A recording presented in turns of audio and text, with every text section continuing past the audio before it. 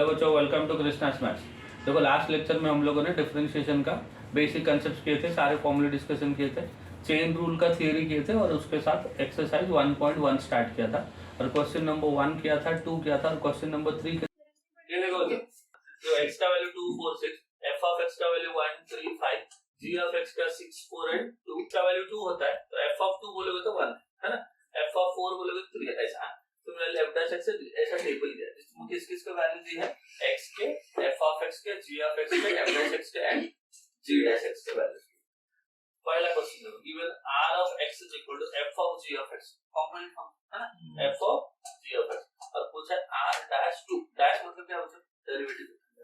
f of x का derivative क्या होता है, f डैश क्या होगा, r डैश x। तो डिफरेंशिएट कर लो दोनों साइड, देखो ध्यान से, differentiating with respect to x, तो r ऑफ x का डेरिवेटिव कितना हो जाएगा, r dash of x is equal to f of x का derivative f dash of x into g of x का derivative g dash of x। समझा ना, f of x का derivative f dash x, तो g of x का derivative g dash x। समझ गए। अब देखो r डैश क्या चाहिए तुमको, 2 चाहिए ना, x के जगह पे 2 पुट करो, therefore r dash of 2 is equal to f dash of g of 2 into g dash of 2। समझ गया क्या क्या लिखा। अब देखो पहले तो लिखेंगे g of 2, क्या लिखे बच्चों, g of 2। जब x का वैल्यू 2 होता है तो g of 2 क्या होता है, 6। तो f dash of क्या लिखूं, 6 into g dash 2, तो g dash 2 जब x का वैल्यू 2 होता है, g dash 2 कितना होता है, 4 होता है। अब f dash 6 ये है और f dash ये है, तो ये क्या है, -4 ना, तो -4 into 4 is equal to -16 और ये आपका आंसर। समझा, समझ आया था। और एक क्वेश्चन करो, चलो सेकंड वाला देखो, r of x is equal to g of 3 plus f of x, तो r dash 4 चाहिए, r dash 4 चाहिए, तो पहले तो r dash x लेके इसका डेरिवेटिव g ऑफ x है ना, मतलब देखो ध्यान से, g ऑफ x का g dash x, g dash 3 plus f of x हो गया ऐसा। फिर इसका डेरिवेटिव 3 का डेरिवेटिव 0, f ऑफ x का डेरिवेटिव f डैश ऑफ, ठीक है। अब x के जगह पे 4 लिख, put x is equal to 4, तो जहां जहां पे x है वहां पे 4 लिख देंगे, 3 plus f of 4 into f dash of 4। अब देखो f ऑफ 4 कौन बताया, 4 ये ना मतलब, एंड f ऑफ 4 क्या है, 3 है, तो g dash of 3 plus f of 4, f of 4 कितना मतलब 3 इनटू f डैश 4, ये 4 है, ये f डैश है, कितना है 5। अरे समझ रहे हैं, तो this is equal to g dash of 6 into 5, ये 6 है, ये g डैश है, तो g डैश ऑफ 6 कितना होता है 7 ना, 7 into 5 which is equal to 35। समझ गए। एक क्वेश्चन और करते हैं हम, उसमें 4 है, कौन सा करूं, देखो s of x equal to f of 9 minus f of x, s dash 4 से s डैश 4, देखो डिफरेंशिएट कर लो, s dash x is equal to f of x का क्या हो जाएगा, f dash 9 minus f of x into 9 का derivative 0 है ना, माइनस f ऑफ x का डेरिवेटिव f डैश x। अब x के जगह पे 4 लिखेंगे, देयरफॉर s डैश, ये s से बचा, s dash of 4 is equal to f dash of 9 minus f of 4, जहां पे x है उधर 4 लिखेंगे, into minus of f dash of 4। अब वैल्यू बताओ बच्चों, f dash of 9 minus what is f of 4, f of 4 कितना है, 3 है ना, और ये 4 है और f ऑफ 4 क्या होता है 3 है, तो लिख लो इधर 3, f of 4 equal to 3 into minus f dash 4, f dash 4 कितना होता है 5 ना, माइनस 5, फिर देखो 9 माइनस 3 हो गया 6, तो मतलब f dash 6 into minus 5, f dash 6 कितना, ये 6 है ना, ये f डैश है तो 6 कितना -4 ना, -4 इनटू -5, माइनस माइनस प्लस हो गया 4 5 तक, समझा लगता है।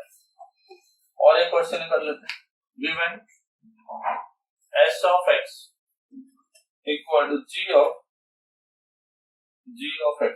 and s dash of 6, ये आपको चाहिए। चलो डिफरेंशिएट कर देते हैं। s of x का डेरिवेटिव s dash x का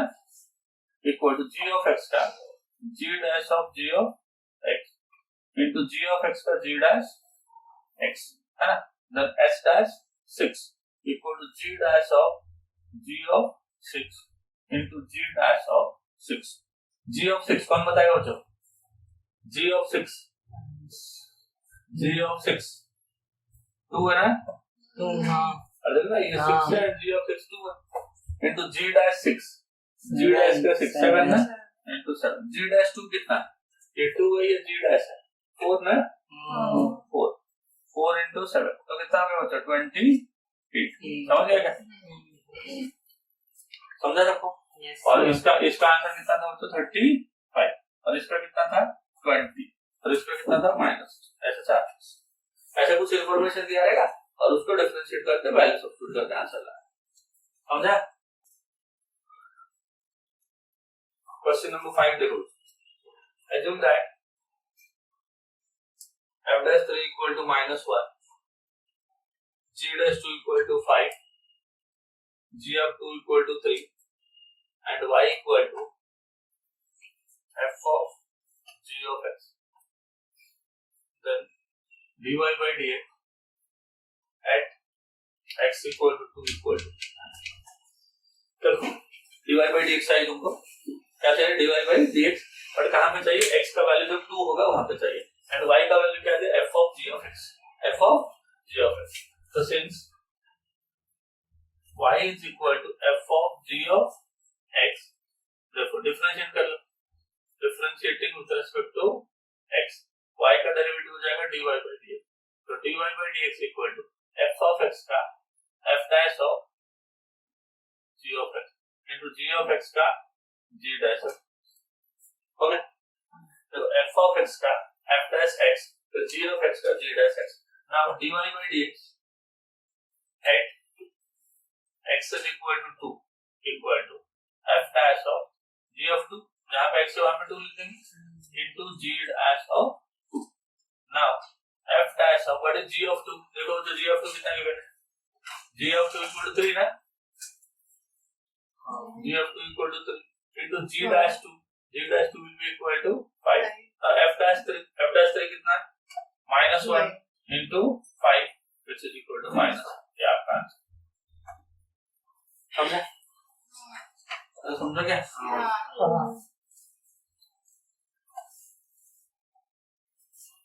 question number 6 given h of x equal to 4 into f of x plus 3 into g of x और इसका स्क्वायर रूट है ना, and f of 1 is equal to 4, g of 1 is equal to 3, f dash 1 is equal to 3, g dash 1 equal to 4, find ढूंढना क्या होता है? h dash 1 क्या ढूंढना होता है? h dash 1 मतलब क्या है? h of x का डेरिवेटिव पहले करना और x की जगह पे 1 पुट करना है। सो h of x है ना, तो इसको इक्वेशन 1 बोलते हैं जो गिवन है। हां, तो differentiating equation 1 with respect to x, तो h of x का डेरिवेटिव कितना होता है? h dash x का रूट x का derivative 1/2 root 4 into f of x plus 3 into g of x, हो गया, इनटू जो रूट के अंदर है उसका derivative 4 into f plus 3 into g of x का derivative g dash, okay. Now h dash of 1 equal to जहां जहां पे x है वहां पे 1 लिख लें, तो न्यूमरेटर हो गया 4 into f dash of 1 plus 3 into g dash of 1 divided by 2 into square root of 4 into f of 1 plus 3 into g of 1, है ना। तो 4 into f dash 1 कितना होता है? देखो व्हाट इज f dash 1 दिख रहा है क्या? 3 plus 3 into what is g dash 1 4 divided by 2 into square root of 4 into f of 1 4 था plus 3 into g of 1, 4 into 3 हो जाएगा 12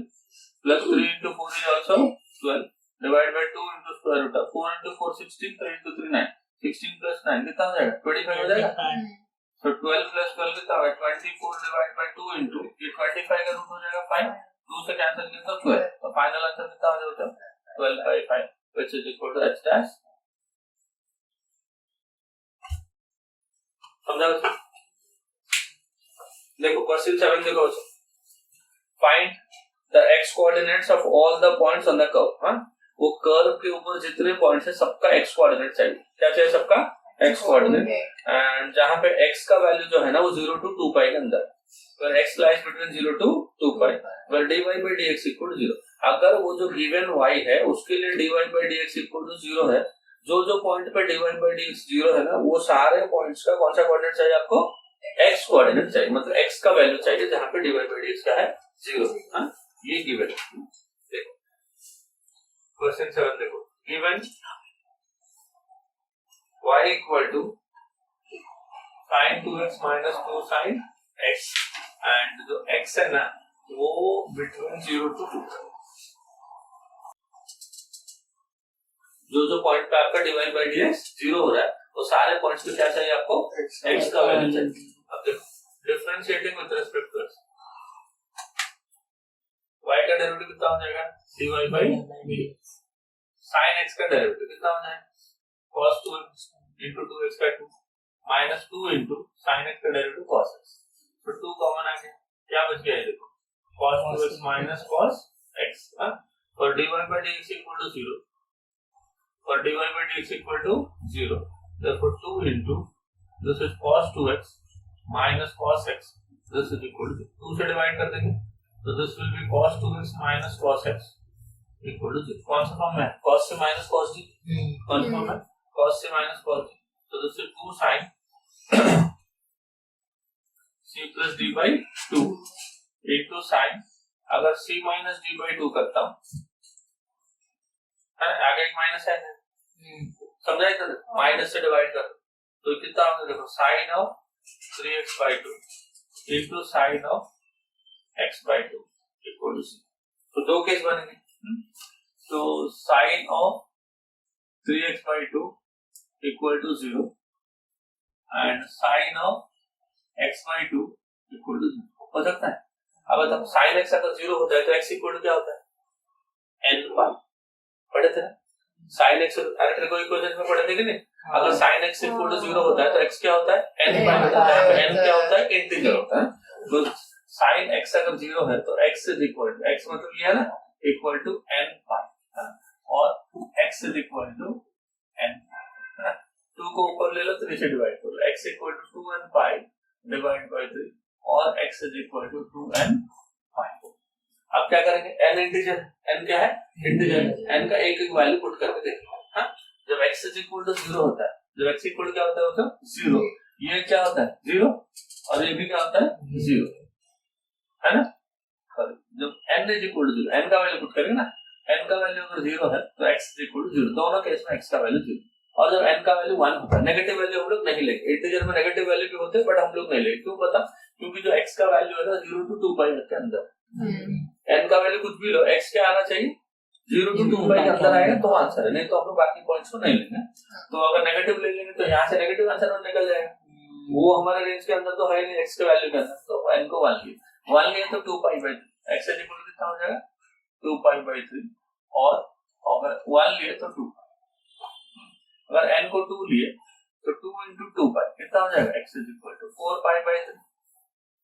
और 2 लिए तो 4 पाई 4 पाई आंसर होगा क्या नहीं होगा अरे नहीं होगा ना क्योंकि 0 to 2 पाई के अंदर ही हमें x चाहिए अगर n को 3 लिया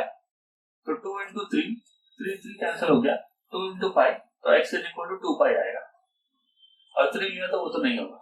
6 पाई हो जाएगा वो नहीं हाँ ये भी 4 पाई हो गया मैक्सिमम इसके आगे तो नहीं आएगा है ना तो x का वैल्यू क्या क्या है x का वैल्यू है 0 2 पाई बाई 3 4 पाई बाई 3 2 पाई 0 भी हो सकता है 2 पाई भी हो सकता है क्योंकि यहाँ पे दोनों इक्वल टू है मतलब x का जो वैल्यू है 0 या 0 से ज्यादा 2 पाई या 2 पाई से कम therefore x the values of x are क्या क्या देखो 0, comma 2 pi by 3, comma 4 pi by 3 and 2 pi. समझ गए?